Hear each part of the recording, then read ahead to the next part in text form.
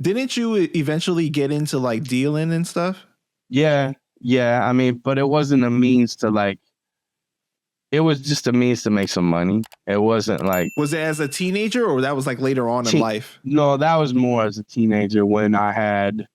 Well, no, I mean, no, it was also in my 20s, but it was more. I wasn't trying to be the man. I wasn't trying to be like the guy that everybody went to for whatever. I was just like, yo, let me get this and let me off this real quick and break it up and make as much money off of it as possible, like double it or something or triple it or if I can, and get some more money in my pocket. So yeah, like I wasn't never like the big fucking the big drug dealer. That was never my like aspirations. I was always too into music for that. To like, cause to run the streets that much as far as like out here serving everybody, that was taking too much time from my artistry. So even though I did it, it was like on some, okay, I'm gonna do this. I'm gonna get this shit off right here.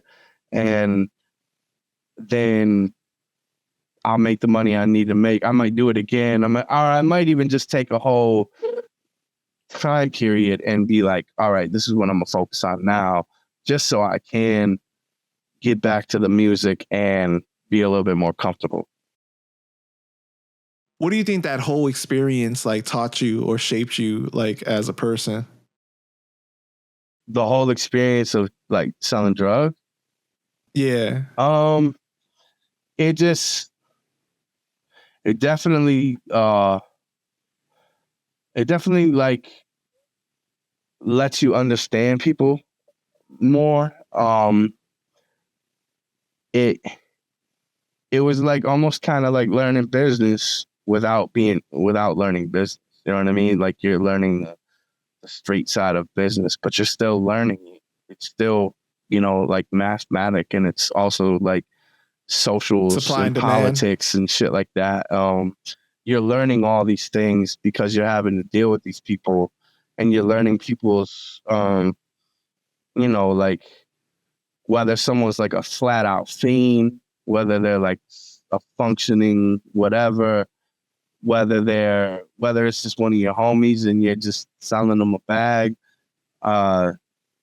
You learn about people in a way that you don't if you're not into that or doing that. You know what I'm saying? You learn how to read people a lot easier too, I believe. And I feel like I was blessed. I was already blessed with like really good intuition. And so I felt like that kind of just strengthened it a little bit. Did your dad know that you was in the streets doing that? Yeah, well, we never had a talk about it. He never like confronted me about it, but he would see that some of his coat was missing.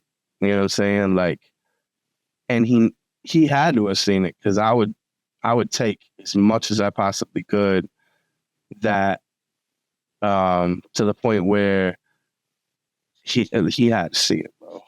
You know what I'm saying? Got you. Yeah. He had. He's not dumb. Right. I remember when the first time I ever saw my dad do. Well, I found my dad's stash, and I was like, wow, my dad does coke. And I was probably like 12 at the time. And you knew what it was? Well, it was white and it was powder, so yeah, it had to have been coke. Like, I mean, heroin don't look like that. Heroin looks brown. Right, but you were saying that your mom was really like, strict on you, so I don't know like what you were exposed to at what age and whatnot. Oh, no, I knew what was up. It was, my mom was strict with me on what I could and couldn't do with when I would live with her. Like, she wouldn't let me go hang out with my friends uptown because she thought that we were getting into trouble and doing dumb shit. And so even though like she kept me secluded, she didn't keep me secluded in a way where I didn't know what was up. She was just trying to keep me away from that shit. Because she was right too, though. Like we were smoking weed and we were smoking cigarettes and we was drinking and shit like that. So God bless her. She was trying to keep me away from the shit that I was really doing. But I would act like, man, we ain't doing shit. Like we just going uptown. I'm in 7th grade. Like, what the fuck? I ain't doing. Nobody does drugs, man. Like, what the fuck? And of course we was. Who's got a? Can we get a? Someone buy a joint like before school ends somehow, so we can go uptown and smoke. You know what I mean? Like, it was that. So I knew what coke was. I knew what heroin was. Didn't really know what pills were yet at that young. Mm-hmm. But yeah. And then just, by the time I was 20, I still lived with my dad. I remember when I was like, my homeboy Jared was over. He was staying the night. And I was living with my dad at that time. My dad was having not a get together, but he had his homies over from work. Cause like I said, he worked at the shop, GM. And I remember the first time I ever seen my dad do coke, and he had a mirror out. It was liquor and coke. He had his whiskey and shit. He had like maybe 3 of his friends over, and I was bored. So me and Jared, we ain't have shit to do. Jared kind of stayed over because at this point we lived in a small ass condo, and the living room was like attached to everything except for the kitchen and the bed and the bathroom. So it was like a dining room, living room situation where like everything's all happening in the same room. They weren't like, oh, we're gonna go in here and chill and do grown up shit. You know what I mean? Like my dad was like, they did it in the wide open. Yeah, my dad, I couldn't believe it. I was like, my dad actually is doing coke in front of me right now. So me being kind of curious as to what fuck, like, how do you do that? What are you guys doing? And I mean, I don't know, maybe some shit is not meant to be talked about or said, or like maybe it should just be left alone, but fuck it.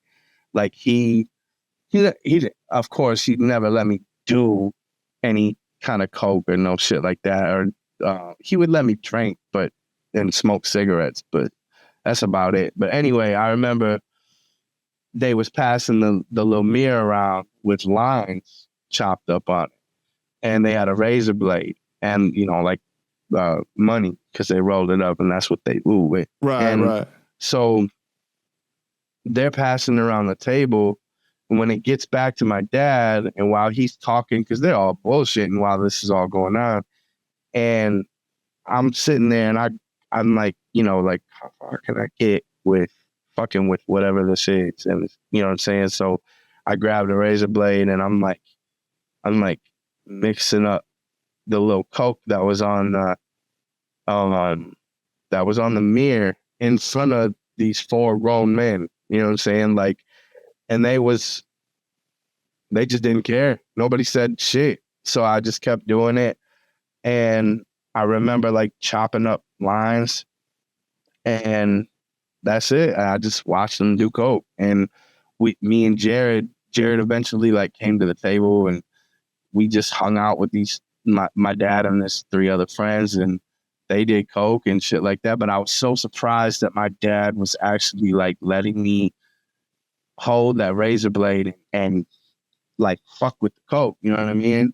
Almost. And I didn't know what I was doing. So I was like cutting lines for him. And I was like, I was watching what he was doing. And I was like, oh, I see what you're doing. So here, let me cut this for you. This is your line. This is my line. And I was like, oh, I see what you're doing. So here, let me cut this for you. This is your line. And I was like, oh, I see what you're doing. So here, let me cut this for you. This is your line. And I was like, oh, I see what you're doing. So here, let me cut this for you. This is your line.